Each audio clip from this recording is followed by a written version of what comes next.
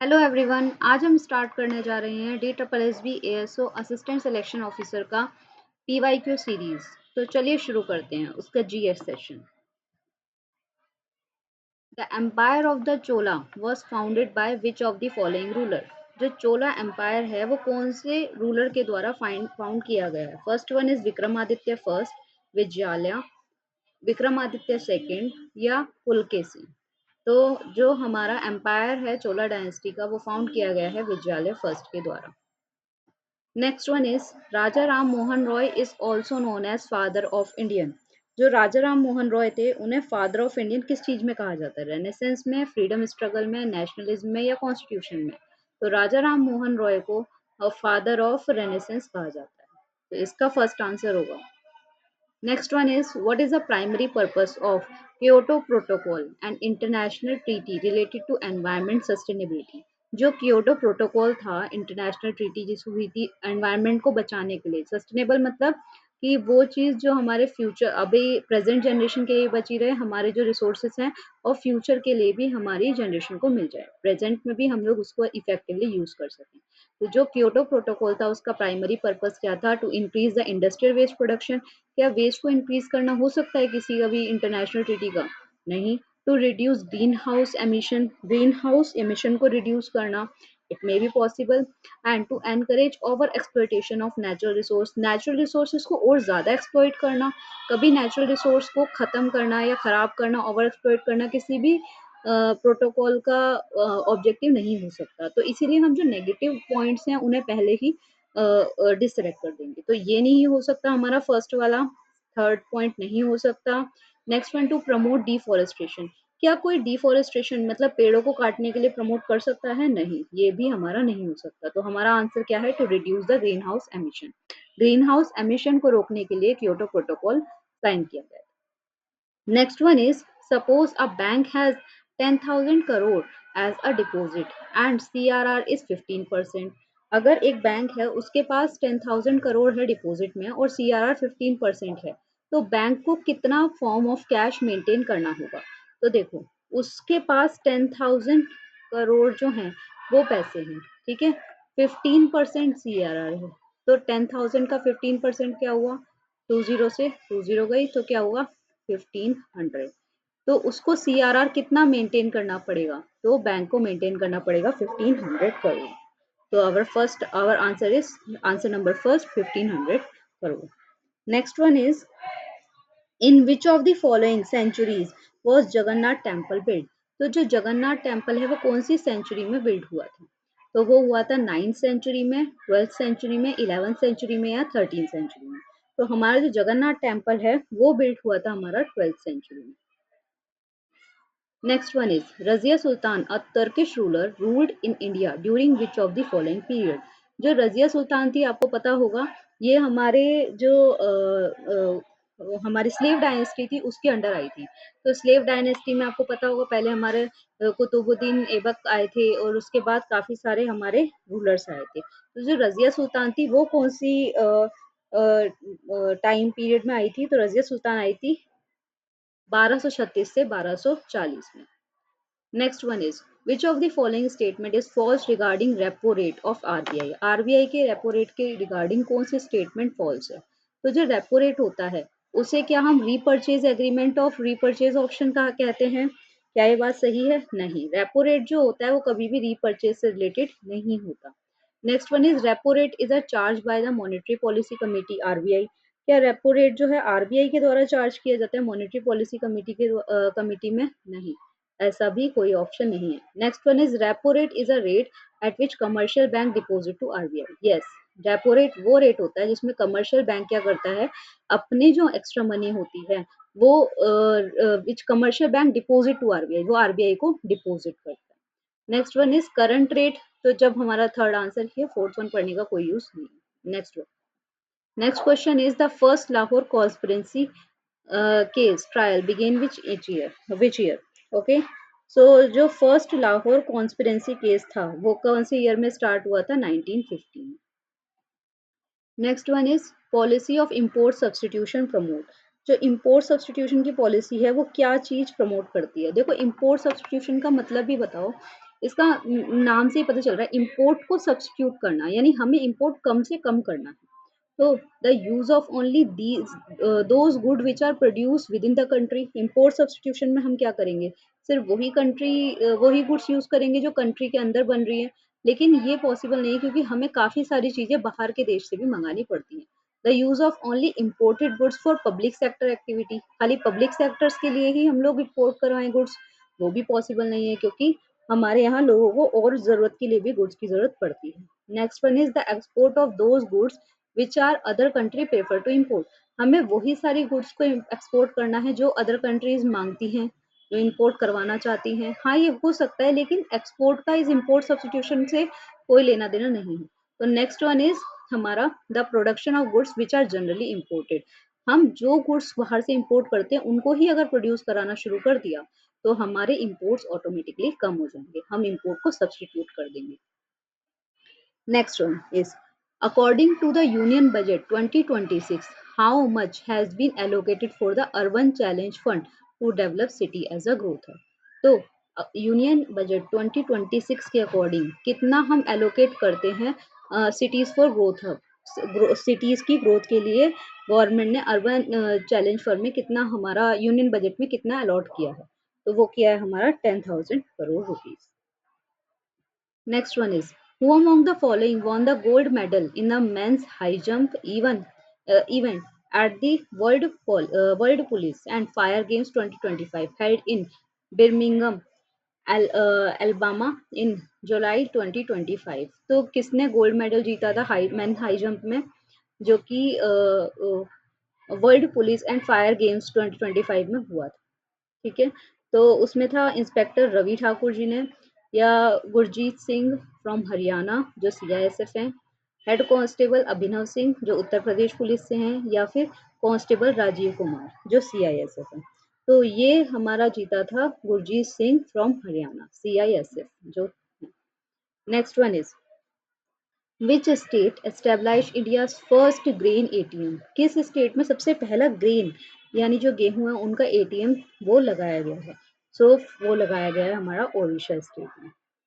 Next one is which sports person related to para judo is the recipient of Arjun award, Arjun award 2024 का कौन सा sportsman जो है उसने ये अवार्ड जीता है। तो first one is Harinder Pal Singh Sandhu ने, या फिर प्राची यादव ने, कपिल परमार ने, या अदिति गोपीचंद स्वामी ने। सो इसका आंसर है हमारा कपिल परमार, कपिल परमार ने पैरा जूडो चैंपियनशिप जीता है, Arjun award. Next one, with which of the following ministries receive the highest allocation in the union budget? Union budget में सबसे ज्यादा एलोकेशन कौन सी इंडस्ट्रीज को किया गया है, तो वो किया गया हमारा defence industries. Next one is in March 2025 where was the 24th edition of World Sustainable Development Summit held, मार्च 2025 में सब जो fourth edition 24th edition World Sustainable Development Summit का कहाँ पर हुआ है, तो वो हुआ है हमारा न्यू दिल्ली में। Next one is which of the following institute developed the drone-based system enabling communication without internet or satellite connectivity? May 2025। तो कौन सा इंस्टीट्यूट है जिसने ड्रोन बेस्ड सिस्टम डेवलप किया है जिससे कम्युनिकेशन जो है बिना किसी इंटरनेट या सैटेलाइट के बहुत ज़्यादा इजी हो जाता है?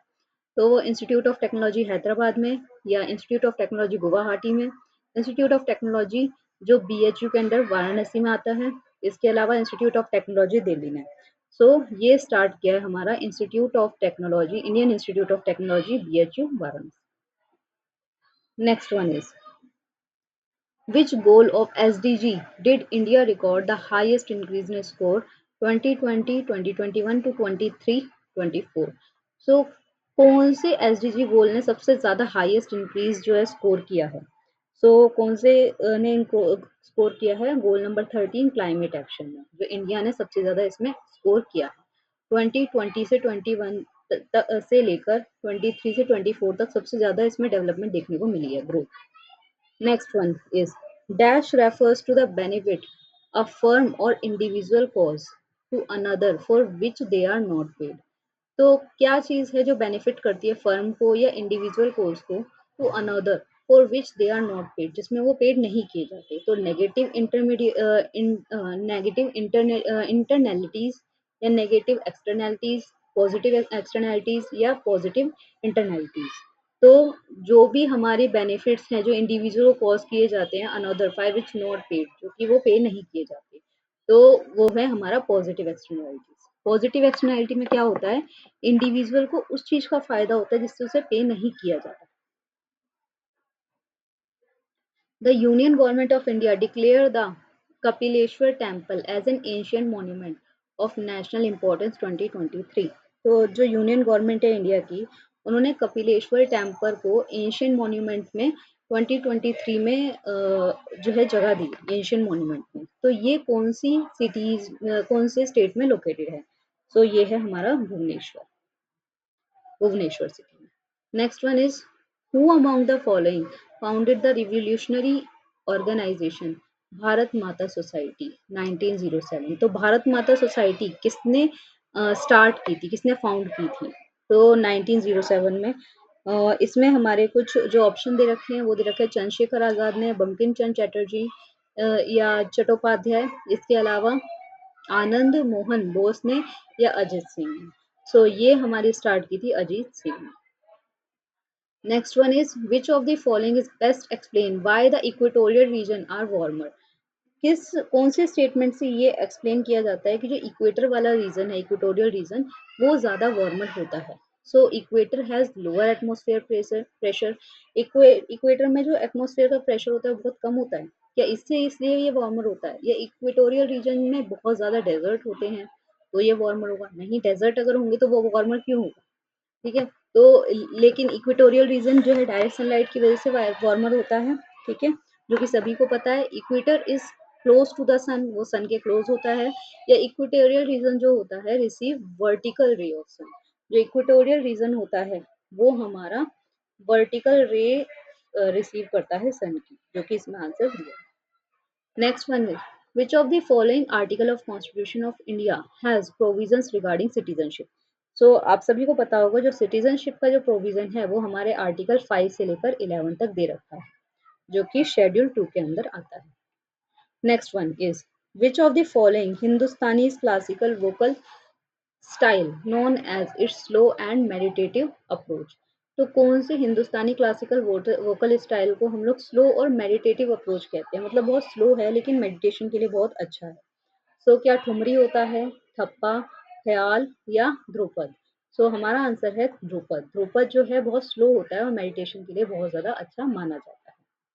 नेक्स्ट वन इज, और next question is, which of the following lies to the north of the Narmada river and cover the major areas of Malwa Plateau?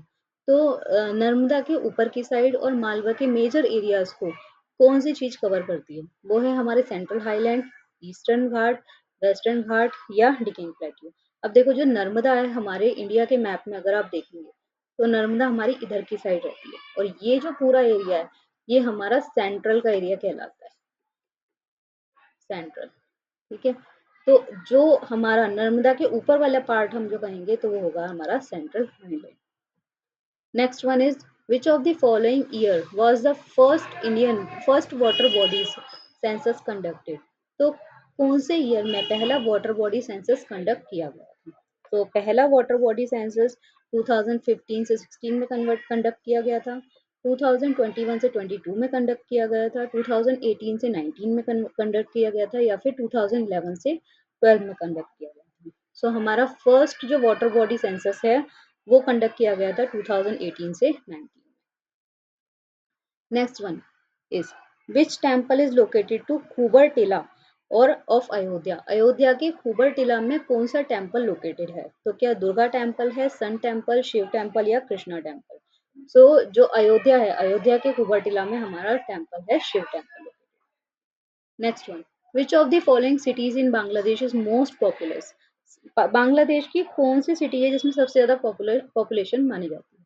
Next, first one is Khulna, next Dhaka, third option is Rangpur या चित्तगोंग।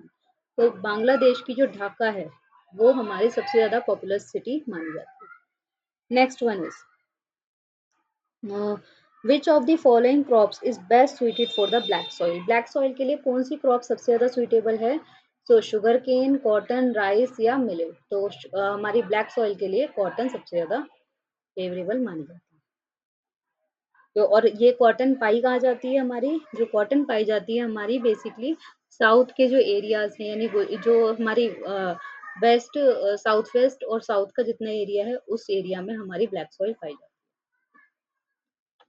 है। The Brihadeeswara temple in Thanjavur is primarily dedicate to which Hindu deity? जो तंजावुर में Brihadeshwara temple है वो कौन सी देती को devoted है, कौन से देवी या देवता को डिवोटेड है? तो लॉर्ड विष्णु के लिए है, गणेश के लिए है, लॉर्ड शिव जी के लिए है या गॉडेस दुर्गा जी के लिए है?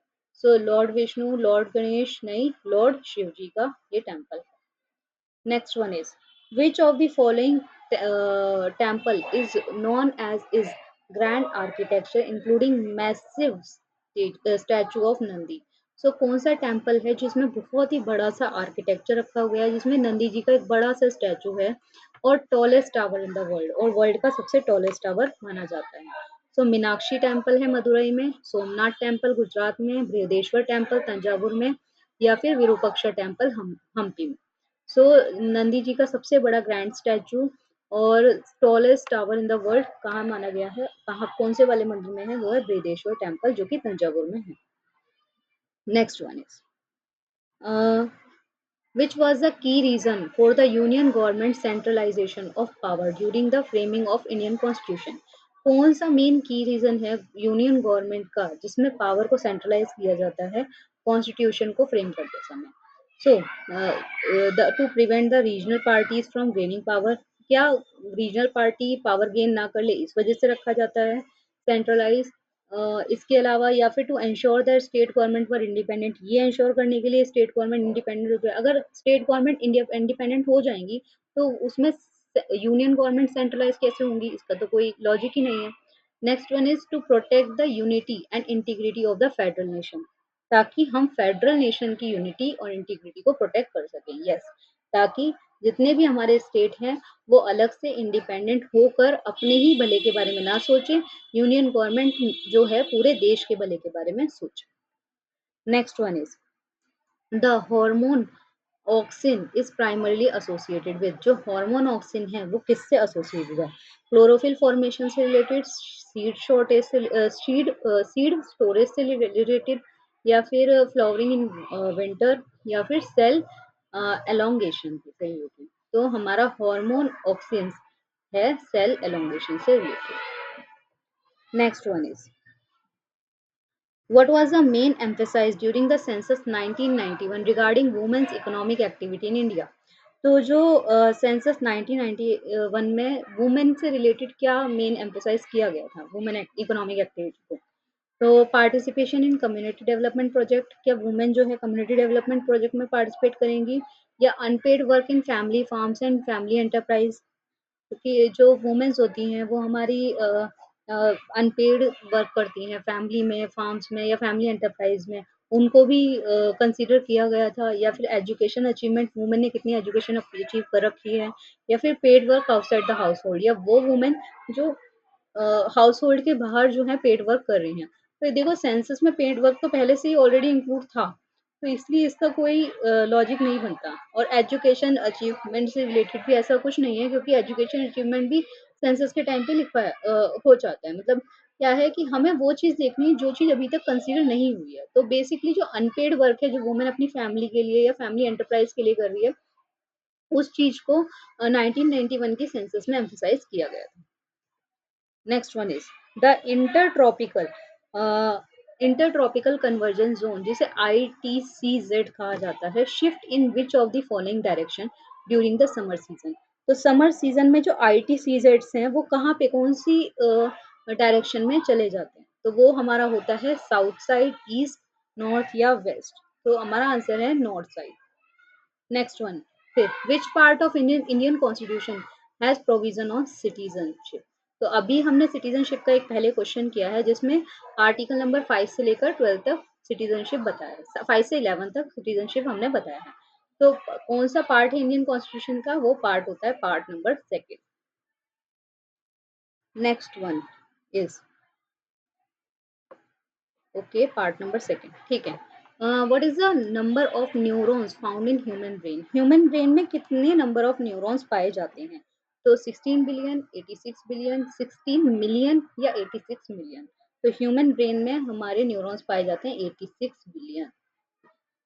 फिर विच of the following is the union territory with a legislative assembly? कौन सी यूनियन टेरिटरी है जिसमें एक लेजिस्लेटिव असेंबली भी है? तो अंडमान एंड निकोबार आइलैंड में है, या चंडीगढ़ में है, या पौंडुचेरी, या लक्षद्वीप में? सो लेजिस्लेटिव असेंबली हमारी पौंडुचेरी में। लेजिस्लेटिव असेंबली हमारी पौंडुचेरी में। Next one is what is the significance of president's power in relation to state legislator under article 200 of the Indian constitution? क्या सिग्निफिकेंस है प्रेसिडेंट की पावर का जो state legislative power in relation to state legislature के relation में, जो article 200 में Indian constitution में बताया गया? तो क्या क्या पावर है हमारे प्रेसिडेंट की स्टेट लेजिस्लेटिव के अंदर? The president can pass state law without consulting the state legislator? क्या प्रेसिडेंट जो है स्टेट के लॉ बिना कंसल्ट के पास कर सकता है? नहीं, ऐसा कुछ नहीं है। Next one is president can dissolve the state legislative unilaterally? तो क्या अकेले ही जो प्रेसिडेंट है वो स्टेट के लॉज को डिसॉल्व कर सकता है? नहीं। Next one is president assent is required to all the bill passed by the state legislator? State legislature जितने बिल पास करेंगे क्या उसमें प्रेसिडेंट का असेंट होना जरूरी है? नहीं, ऐसा कुछ नहीं। The president can reject any bill passed by the state legislature that was referred to him by the government of the state. ठीक है, हाँ, ये पावर प्रेसिडेंट के पास है कि वो कोई भी बिल को रिजेक्ट कर सकता है। Next one is which landmark is major example of colonial architecture in Kolkata? Kolkata के कॉलोनियल आर्किटेक्चर में कौन सा लैंडमार्क जो है वो मेजर एग्जांपल है? So Basilica of Bom Jesus. Next one is National Gallery of Modern Art, या गेटवे ऑफ इंडिया, या विक्टोरिया मेमोरियल?